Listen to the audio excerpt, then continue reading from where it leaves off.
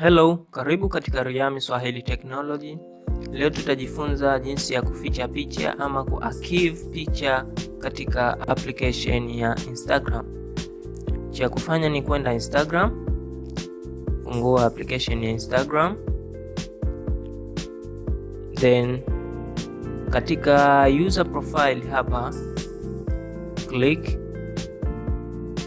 then kisha click chagua picha ama video ambayo unataka kuihide. For instance, sisi tuchague maybe this first picture, tuseme option archive.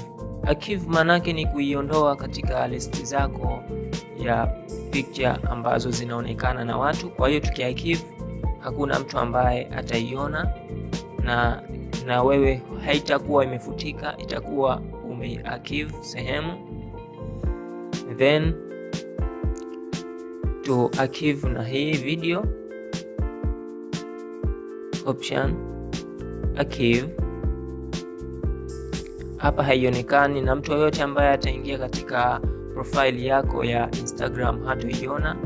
Kwa hiyo tunataka tuzione zile picha ama video tulizo archive ama tulizozificha.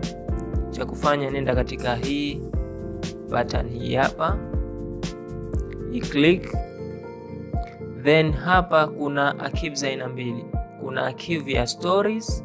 Stories manake ni zile stories ambazo unaweka, hizi moja kwa moja huwa hazikai katika profile yako.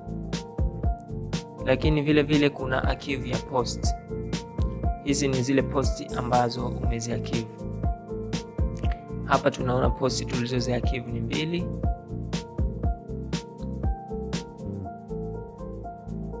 Kwa maana kwamba tukitaka kuzirejesha tuna hold, tuna open, alafu tuna hold, tunasema show on profile. Kwa maana kwamba hii tutaiona katika profile. Then na hii tuseme show on profile. Now unaambiwa no archive post. So now tunaweza tukarudi tukaziona, tukirefresh hapa tayari zimerudi hizi.